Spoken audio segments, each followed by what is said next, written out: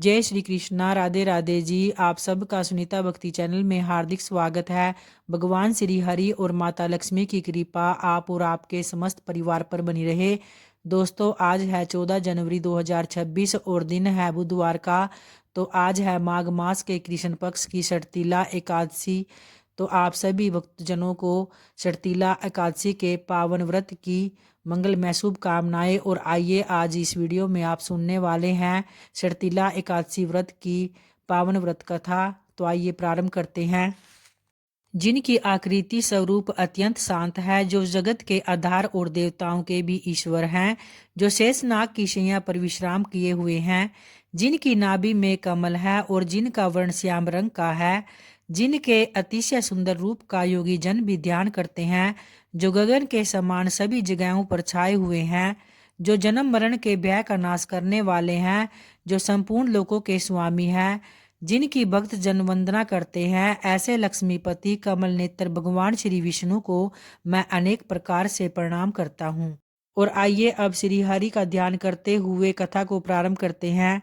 एक समय जब दालभ्य ऋषि ने पुलस्त्य ऋषि से पूछा कि हे महाराज, पृथ्वीलोक में मनुष्य ब्रह्म हत्यादि महान पाप करते हैं, प्राय धन की चोरी तथा दूसरे की उन्नति देखकर भी ईर्ष्या करते हैं, साथ ही अनेक प्रकार के व्यसनों में फंसे रहते हैं, फिर भी न जाने उनको नरक प्राप्त नहीं होता। इसका क्या कारण है? वे न जाने कौन सा दान पुण्य करते हैं कि जिससे उनके पाप नष्ट हो जाते हैं। यह सब कृपा करके आप मुझे बतलाइए। तो इस पर पुलस्त्य मुनि कहने लगे कि हे महाभाग, आपने मुझसे अत्यंत गंभीर प्रश्न पूछा है। इससे संसार के जीवों का अत्यंत भला होगा। इस वेद को इंद्र आदि भी नहीं जानते, परंतु मैं आपको यह सब गुप्त रहस्य अवश्य बतलाऊंगा। तो उन्होंने कहा कि माघ मास लगते ही मनुष्य को स्नान आदि करके शुद्ध रहना चाहिए, इंद्रियों को वश में कर काम क्रोध लोभ मोह अहंकार ईर्ष्या तथा द्वेष आदि का त्याग कर भगवान का स्मरण करना चाहिए। पुष्य नक्षत्र में गोबर कपास तिल मिलाकर उनके कंडे बनाने चाहिए। उन कंडों से 108 बार हवन करे। उस दिन मूल नक्षत्र हो और एकादशी तिथि हो तो अच्छे पुण्य देने वाले नियमों को ग्रहण करे। स्नान आदि नित्य क्रिया से निवृत्त होकर सब देवताओं के देव श्री भगवान का पूजन करे और एकादशी व्रत धारण करे। तो रात्रि को जागरण भी अवश्य करे। उसके दूसरे दिन धूप दीप नैवेद्य आदि से भगवान का पूजन करके खिचड़ी का भोग लगाए। तत्पश्चात पेठा नारियल सीताफल या सुपारी का अर्घ देकर स्तुति करनी चाहिए।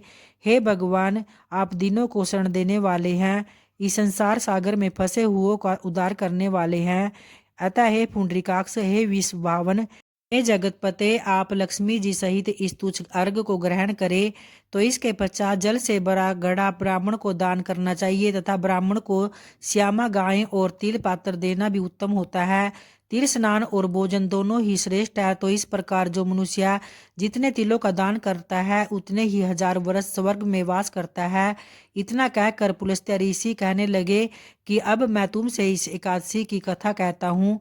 तो एक समय की बात है, नारद जी ने भगवान विष्णु जी से यह प्रश्न किया कि भगवान ने जो षटतिला एकादशी का महात्म्य नारद जी से कहा सो मैं तुमसे कहता हूँ। भगवान ने नारद जी से कहा कि हे नारद, मैं तुमसे सत्य घटना कहता हूँ तो ध्यान पूर्वक सुनो।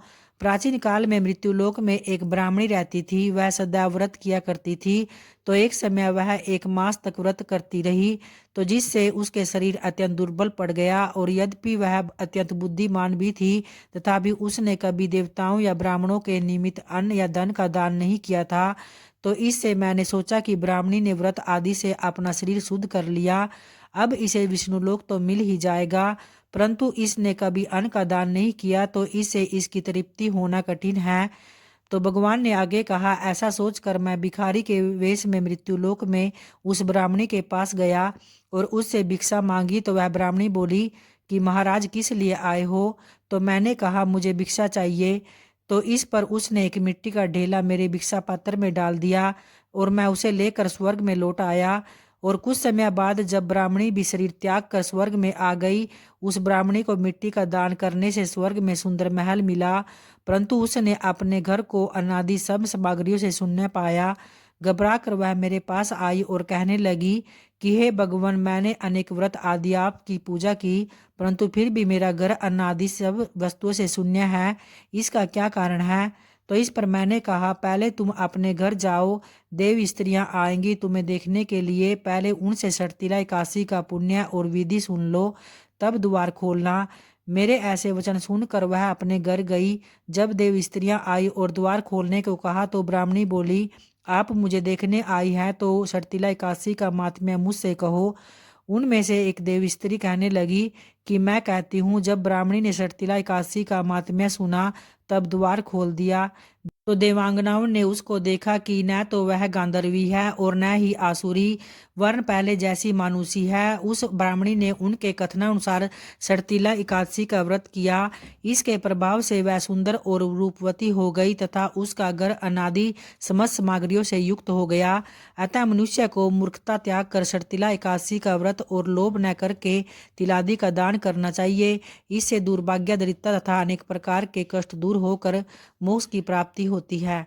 तो प्रेम से बोलिए भगवान श्री हरि की जय, माता लक्ष्मी की जय। और आइए भक्तों, अब भगवान श्री हरि की आरती का श्रवण करते हैं।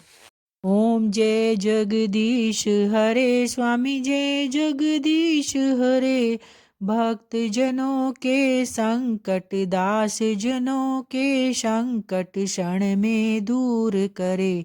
ओम जय जगदीश हरे, जो ध्यावे फल पावे, दुख बिन से मन का, सुख संपत्ति घर आवे, कष्ट मिटे तन का। ओम जय जगदीश हरे, मात पिता तुम मेरे, शरण गहूँ किसकी, तुम बिन और न दूजा, आस करूं जिसकी। हरिओम जय जगदीश हरे, तुम पूर्ण परमात्मा, तुम अंतर्यामी, पार ब्रह्म परमेश्वर, तुम सबके स्वामी। ओम जय जगदीश हरे, तुम करुणा के सागर, तुम पालन करता, मैं मूर्ख भल कामी, कृपा करो भरता। ओम जय जगदीश हरे, तुम हो एक अगोचर, सबके प्राणपति,